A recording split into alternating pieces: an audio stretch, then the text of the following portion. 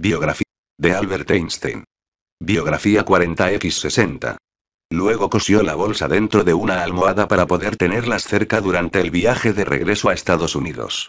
1140-45. Elsa también se llevó varias cajas de papeles de su marido, que Margot había sacado clandestinamente de Berlín y se había llevado a París empleando los canales de la diplomacia francesa y de la resistencia antinazi. Para llevar los papeles, Elsa recabó la ayuda de una amable vecina de Princeton, Caroline Blackwood, que viajaba con ella de regreso en el mismo barco. Elsa había conocido a los Blackwood unos meses antes en Princeton, y estos le habían mencionado que iban a viajar a Palestina y a Europa y que querían conocer a algunos líderes sionistas. No sabía que fueran ustedes judíos, les había dicho Elsa.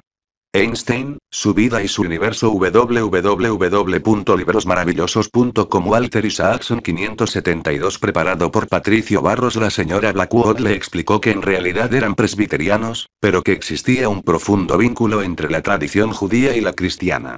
Y además, Jesús era judío. Elsa la abrazó. Ningún cristiano me había dicho eso en mi vida. También le pidió su ayuda para conseguir una Biblia en alemán, ya que en el traslado desde Berlín habían perdido las suyas. La señora Blackwood le encontró un ejemplar de la traducción de Martín Lutero, que Elsa estrechó contra su pecho. Quisiera haber tenido más fe, le dijo. Elsa tomó nota del transatlántico en el que viajaban los Blackwood, y a propósito compró su pasaje en él cuando hubo de regresar a Estados Unidos. Una mañana, condujo a la señora Blackwood al salón del barco, que a aquellas horas estaba desierto, para pedirle un favor. Dado que ella no era ciudadana estadounidense, temía que los papeles de su marido pudieran ser retenidos en la aduana. ¿Podrían encargarse de llevarlos? Ellos aceptaron, aunque la señora Blackwood tuvo buen cuidado de no mentir en su declaración aduanera. Material adquirido en Europa con fines académicos, escribió. Luego Einstein se acercaría un día bajo la lluvia al cobertizo de los Blackwood para recoger sus papeles. ¿Escribí yo esa campaña?, diría bromeando mientras hojeaba un periódico. Pero el hijo de los Blackwood, que estaba presente, recordaría más tarde que Einstein obviamente se sentía profundamente emocionado por tener sus libros y papeles en sus manos. 1146. La muerte de Ilse junto con la consolidación del poder de Hitler durante la noche de los cuchillos largos, en el verano de 1934 vinieron a romper los vínculos que todavía les quedaban a los Einstein con Europa. Margot inmigró aquel mismo año a Princeton, después de que ella y su peculiar marido ruso se separaran. Hans Albert no tardaría en seguirle. Poco después de su regreso, Elsa escribiría a Caroline Blackwood diciéndole que no añoro Europa en absoluto. En este país me siento como en casa. 1147. Einstein, su vida y su universo. www.librosmaravillosos.com. Walter Isaacson 573. Preparado por Patricio Barros. Pasatiempos. Cuando Elsa volvió de Europa, se unió a Einstein en una casita de verano que este había alquilado en Watchill, Rhode Island, un tranquilo enclave situado en una península cerca de donde el estrecho de Long Island se junta con el Atlántico. Era un lugar perfecto para navegar, y de ahí que Einstein, a instancias de Elsa, decidiera veranear allí con su amigo Gustav Bucki y su familia. Bucki era físico, ingeniero, inventor y pionero de la tecnología de los rayos X. De origen alemán, había obtenido la ciudadanía estadounidense durante la década de 1920 y había conocido a los Einstein en Berlín. Cuando Albert fue a Estados Unidos, su amistad con Bucki se intensificó. Incluso sacaron la patente conjunta de un dispositivo que idearon para controlar un diafragma fotográfico, y Einstein testificó como experto en favor de Bucki en una disputa en torno a otro invento. 1148. Su hijo, Peter Bucki, disfrutaba llevando a Einstein en coche a los sitios, y posteriormente consignaría por escrito algunos de sus recuerdos en extensos cuadernos de notas. Estos proporcionan un delicioso retrato del Einstein de los últimos años, algo excéntrico, pero profundamente sencillo. Peter cuenta, por ejemplo, que iba con Einstein en su descapotable cuando de repente se puso a llover. El científico se quitó el sombrero y se lo puso debajo del abrigo. Ante la mirada curiosa de Peter, Einstein le explicó. Mira, mis cabellos han resistido al agua ya muchas veces, pero no sé cuántas podrá resistirla mi sombrero. 1149. Einstein saboreaba la simplicidad de la vida en Watchill. Deambulaba por sus veredas, e incluso acompañaba a la señora Bucki a comprar comestibles. Pero sobre todo, le gustaba navegar en su barco de madera de 5 metros, el Tinef, que es un término yiddish que significa junco. Normalmente salía solo, sin rumbo fijo y a menudo de manera imprudente. Con frecuencia pasaba el día entero simplemente dejándose llevar a la Einstein, su vida y su universo. www.librosmaravillosos.com Walter Isaacson 574 preparado por Patricio Barros Deriva, recordaría un miembro del club marítimo local que hubo de salir a buscarle en más de una ocasión. Aparentemente se dedicaba a meditar. Como hacía en Catut, Einstein se dejaba llevar por la brisa y a veces se ponía a garabatear ecuaciones en su cuaderno de notas cuando ésta se calmaba. Una vez estuvimos todos aguardando su regreso de una salida vespertina con creciente preocupación, recordaría Bucky. Finalmente, a las 11 de la noche, decidimos enviar a la guardia costera en su busca. Los guardacostas lo encontraron en la bahía, sin preocuparse lo más mínimo por su situación. En un momento dado, un amigo le ofreció un costoso motor fuera borda para que lo utilizara en caso de emergencia. Pero Einstein rechazó la oferta. Sentía un placer infantil asumiendo pequeños riesgos, por ejemplo, jamás llevaba salvavidas, a pesar de que no sabía nadar, y escapando por sus propios medios.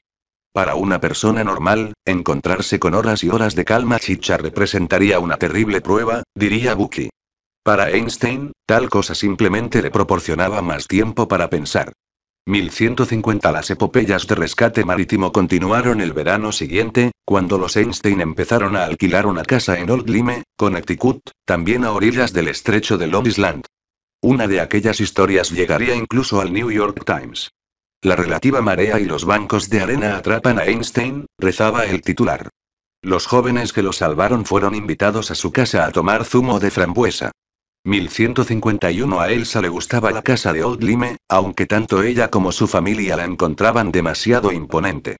Se hallaba en un terreno de 8 hectáreas, tenía pista de tenis y piscina, y el comedor era tan grande que al principio incluso tenían miedo de utilizarlo.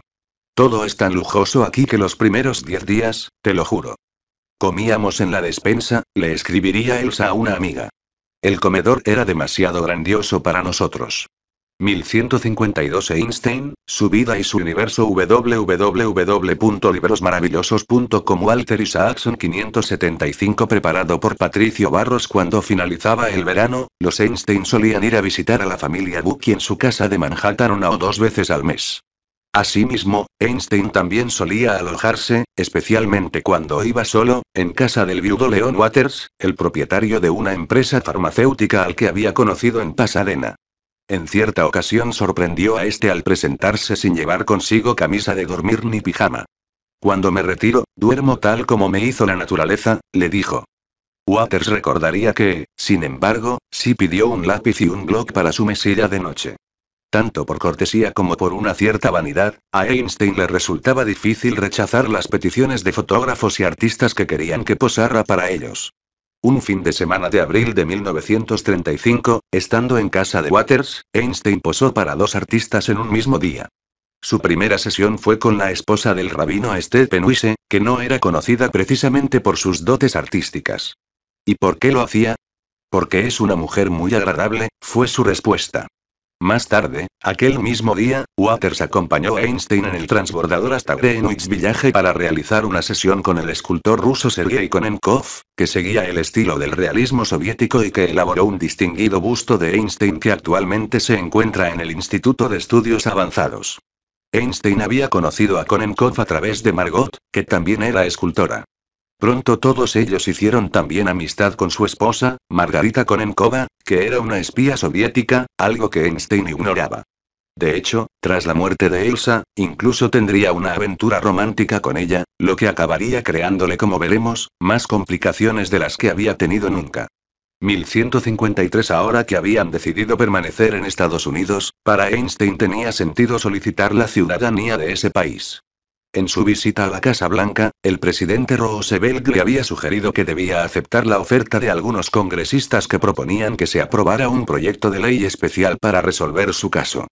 Pero Einstein prefirió pasar por el proceso Einstein, su vida y su universo. www.librosmaravillosos.com Walter Isaacson 576 preparado por Patricio Barros Normal, lo que comportaba tener que salir del país a fin de que tanto él como Elsa, Margot y Ellen Dukas pudieran volver a entrar, no ya como visitantes, sino como personas que aspiraban a la ciudadanía.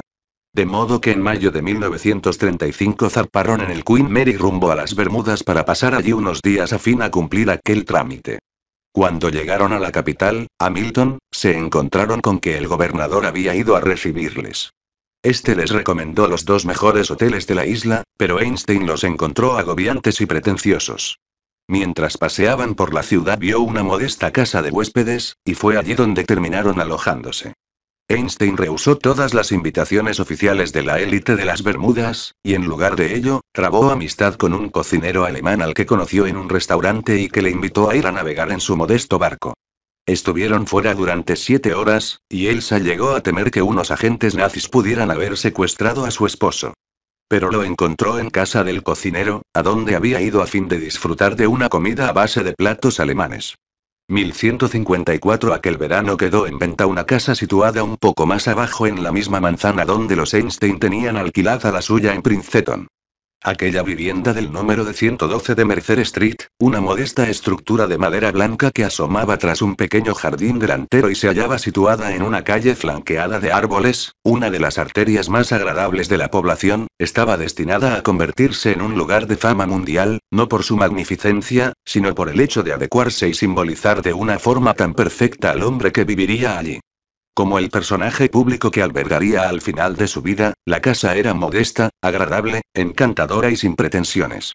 Estaba en una calle principal, extremadamente visible, pero, a la vez, ligeramente oculta tras una galería.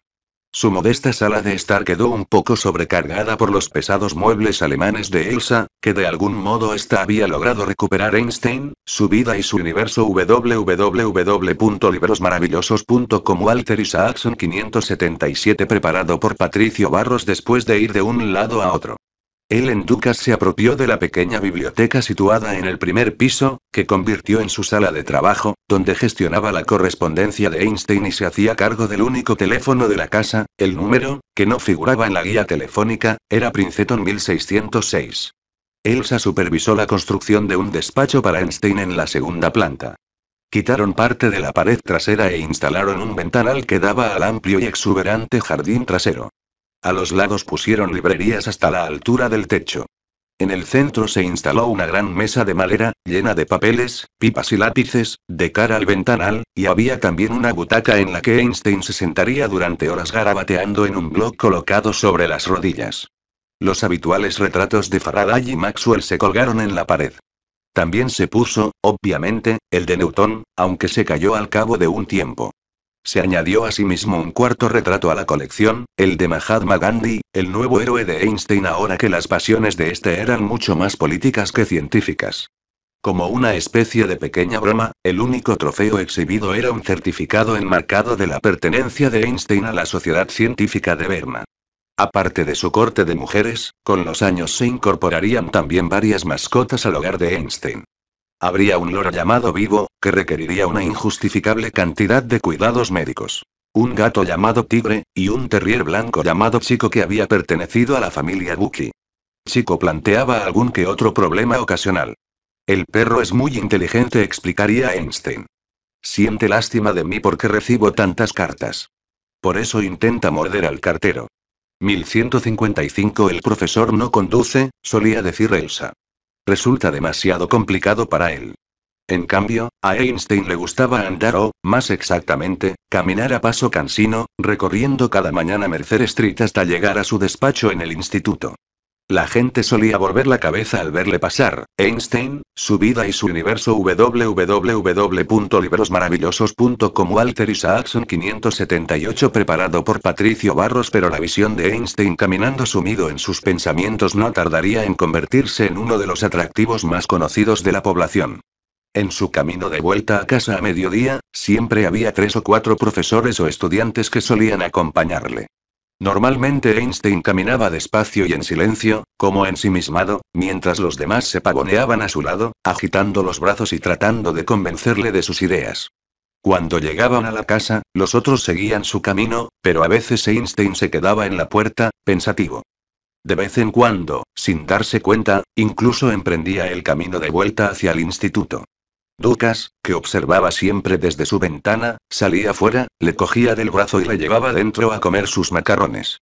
Luego él solía echar una cabezada, dictaba algunas respuestas a sus cartas, y se dirigía a su estudio para dedicar 1 hora o 2 más a reflexionar sobre las teorías del campo unificado. 1156. En ocasiones Einstein paseaba solo sin rumbo fijo, lo cual incluso podía resultar arriesgado. Un día, alguien llamó al instituto y preguntó por un decano en concreto. Cuando su secretario le dijo que en aquel momento el decano no podía ponerse, preguntó vacilante cuál era la dirección particular de Einstein.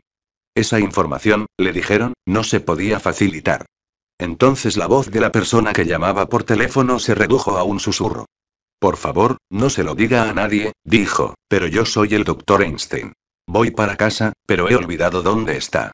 1157. Este incidente lo relataría el hijo del decano en cuestión, pero es posible que, como muchas de las historias sobre la conducta distraída de Einstein, también esta resulte algo exagerada.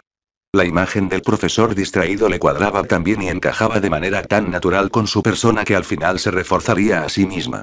Sería un papel que Einstein disfrutaría de representar en público y del que a sus vecinos también les gustaría hablar. Y Einstein, su vida y su universo. www.librosmaravillosos.com. Walter Isaacson 579. Preparado por Patricio Barros. Como la mayoría de los papeles voluntariamente asumidos, habría una parte de verdad en él. Por ejemplo, en una cena en la que se le rindió homenaje a Einstein, este estaba tan distraído que sacó su cuaderno y empezó a garabatear ecuaciones. Cuando le presentaron, los reunidos se pusieron en pie y prorrumpieron en una ovación, pero él seguía sumido en sus pensamientos. Dukas le llamó la atención y le dijo que se levantara. Él lo hizo, pero al observar que los congregados estaban de pie y aplaudiendo, supuso que aquello iba por alguna otra persona, y de inmediato se unió a la ovación. Dukas tuvo que acercarse e informarle de que la ovación iba dedicada a él. 1158. Además de las historias sobre el Einstein ensimismado, otro tema muy común sería el del Einstein amable que ayudaba a un escolar, normalmente una niña pequeña, a hacer sus deberes. La más conocida de esas historias hablaba de una vecina de 8 años de Mercer Street, Adelaide Dillon, que llamó al timbre de su puerta y le pidió ayuda con un problema de matemáticas. La niña llevaba consigo una bandeja de dulce de azúcar casero a modo de soborno. Pasa, le dijo Einstein. Estoy seguro de que podemos resolverlo. Luego le explicó el problema matemático, pero hizo que fuera ella la que hiciera sus deberes. A cambio del dulce de azúcar, Einstein le dio una galleta. Después de eso, la niña volvió a presentarse varias veces. Cuando sus padres se enteraron, se deshicieron en excusas, pero Einstein les tranquilizó. Eso es innecesario, les dijo. Yo estoy aprendiendo tanto de su hija como ella de mí. Einstein solía relatar aquella historia a sus visitas con ojos brillantes. Era una niña muy traviesa, decía riendo. ¿Sabe que trataba de sobornarme con dulces? Una amiga de Adelaide recordaría haber ido con ella y otra niña en una de aquellas visitas a la casa de Mercer Street. Cuando subieron a su estudio, Einstein les ofreció algo de comida, que ellas aceptaron. De modo que quitó Einstein, su vida y su universo. www.librosmaravillosos.com. Walter Isaacson 580. Preparado por Patricio Barros. Un montón de papeles de la mesa, abrió 4 latas de judías con un abridor y las calentó una a una en un hornillo, luego metió una cuchara dentro de cada una, y aquella fue nuestra comida, recordaría. No nos dio nada de beber. 1159. Más tarde, Einstein, en una frase que se haría célebre, le dijo a otra niña que se quejaba de sus problemas con las matemáticas. No te preocupes por tus dificultades con las matemáticas. Te aseguro que las mías son aún mayores. Pero por si alguien pensaba que solo ayudaba a las niñas, acogió también a un grupo de muchachos mayores de la escuela diurna del condado de Princeton que estaban desconcertados por un problema que entraba en su examen final de matemáticas. 1160. Einstein ayudó asimismo a un chico de 15 años de la escuela de secundaria de Princeton, Henry Rosso, que estaba sacando malas notas en un curso de periodismo. Su profesor había prometido un sobresaliente a quienquiera que lograra una entrevista con Einstein, de modo que Rosso se presentó en Mercer Street, donde no le dejaron pasar de la puerta. Cuando ya se iba con el rabo entre las piernas, el lechero le dio un consejo. Cada mañana, a eso de las 9:30, se podía encontrar a Einstein caminando por una determinada ruta. De modo que un día Rosso salió furtivamente de la escuela, se situó en un lugar adecuado, y logró acercarse a Einstein cuando éste apareció. Rosso estaba tan confundido que no sabía qué preguntar, lo cual podría muy bien ser la razón de que sacara malas notas en el curso. Entonces Einstein se apiadó de él y le sugirió unas cuantas preguntas. Nada de temas personales, le dijo, indicándole que, en lugar de ello, le preguntara sobre matemáticas. Rosso fue lo bastante inteligente como para seguir su consejo. Descubrí que la naturaleza estaba construida de una forma maravillosa, y que nuestra tarea consiste en descubrir la estructura matemática de la propia naturaleza, le explicó Einstein, hablándole de su propia educación a Einstein, su vida y su universo. www.librosmaravillosos.com Walter Isaacson 581 preparado por Patricio Barros los 15 años de edad. Es una especie de fe que me ha ayudado durante toda mi vida. La entrevista le valió a Rosso el sobresaliente, pero también le provocó cierta consternación.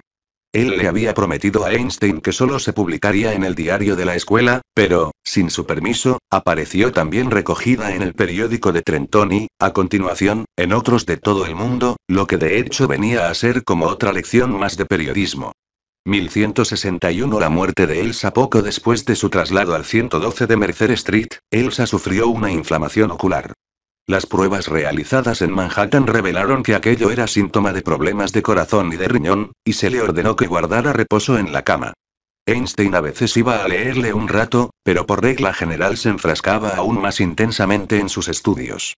El arduo trabajo intelectual y la contemplación de la naturaleza de Dios son los ángeles reconciliadores y fortificadores, aunque inexorablemente estrictos, que me guiarán a través de todos los problemas de la vida, le había escrito Einstein antaño a la madre de su primera novia. Entonces, como ahora, podía escapar a las emociones humanas ahondando en la elegancia matemática que podía describir el cosmos. Mi marido se aferra terriblemente a sus cálculos, le escribiría Elsa Waters. Jamás le había visto tan enfrascado en su trabajo.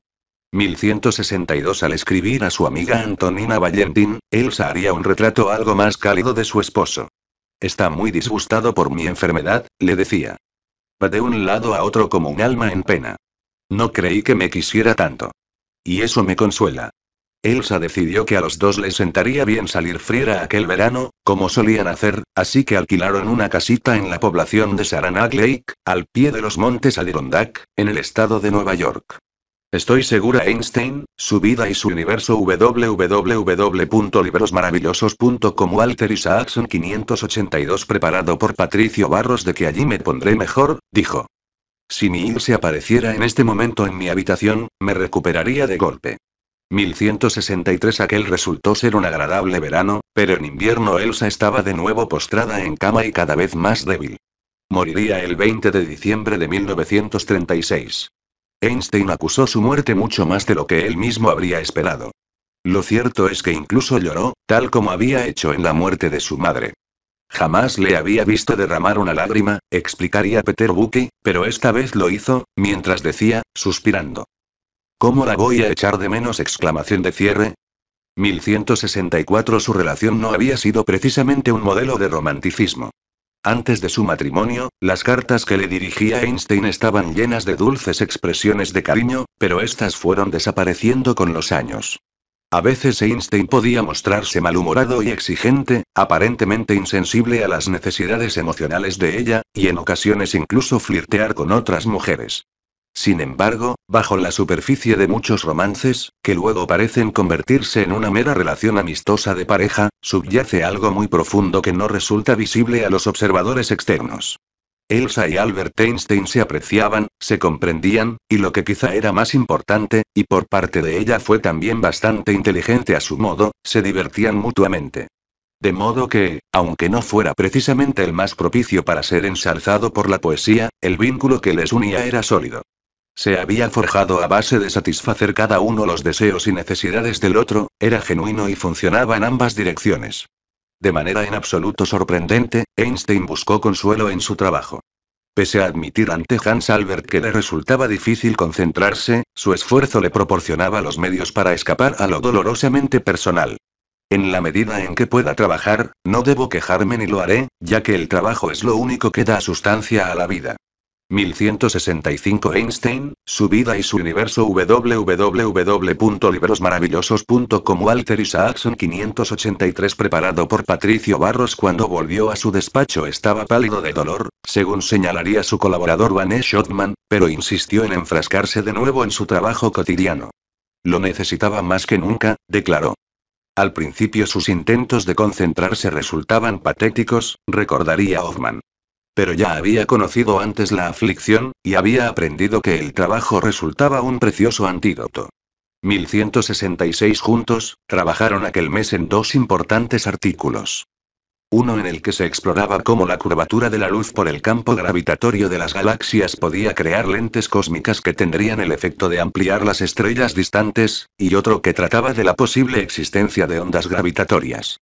1167 Max Born se enteró de la muerte de Elsa por una carta de Einstein en la que mencionaba la trágica noticia, casi como de pasada, al explicarle por qué se había vuelto menos sociable. Vivo como un oso en mi caverna, y en realidad me siento más en mi casa que nunca antes en mi azarosa vida, le decía a su viejo amigo. Esta vida de oso se ha visto reforzada aún más por la muerte de mi compañera, que se llevaba mejor que yo con los demás.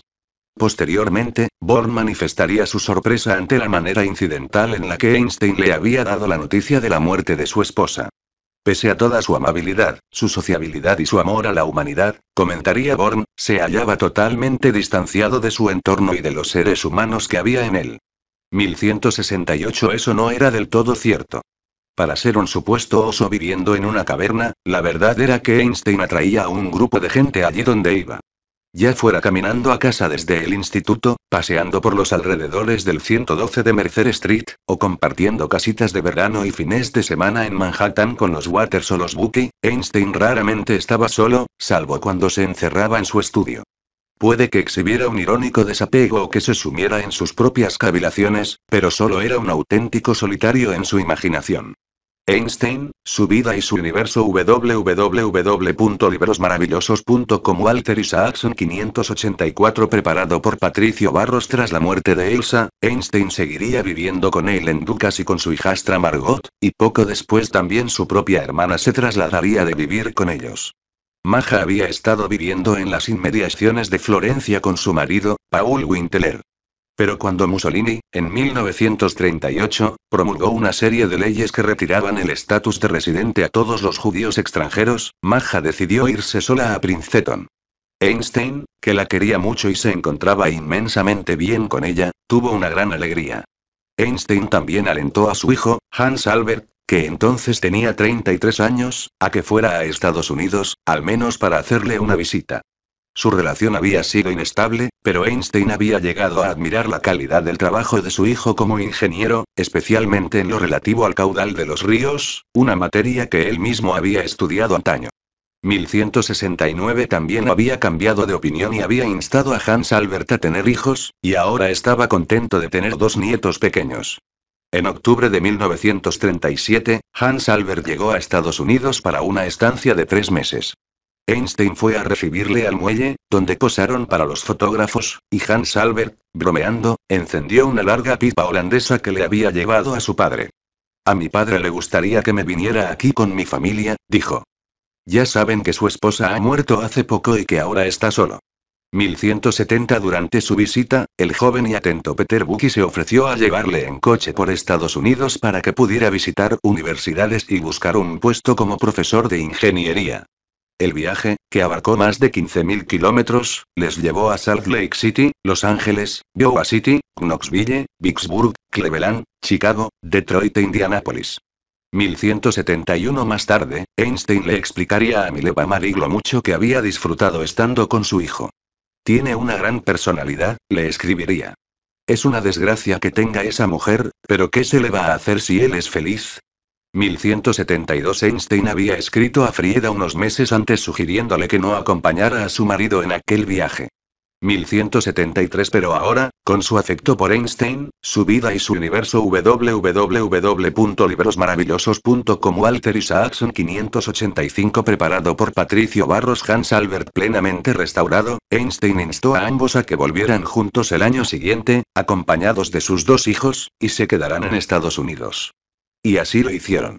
Hans Albert encontró trabajo en un laboratorio del Departamento de Agricultura estadounidense en Clemson, Carolina del Sur, donde estudiaría la conservación del suelo, y allí se convertiría en una autoridad en el transporte aluvial de los ríos. Mostrando los mismos gustos que su padre, se hizo construir una sencilla casa de madera, parecida a la de Catut, en la vecina Greenville, donde solicitaría la ciudadanía estadounidense en diciembre de 1938. 1174. Mientras su padre se vinculaba cada vez más a la tradición judía, Hans Albert, bajo la influencia de su esposa, se haría miembro de la Iglesia de la Ciencia Cristiana. El rechazo de los cuidados médicos que en ocasiones exigía esa religión tendría resultados trágicos para él.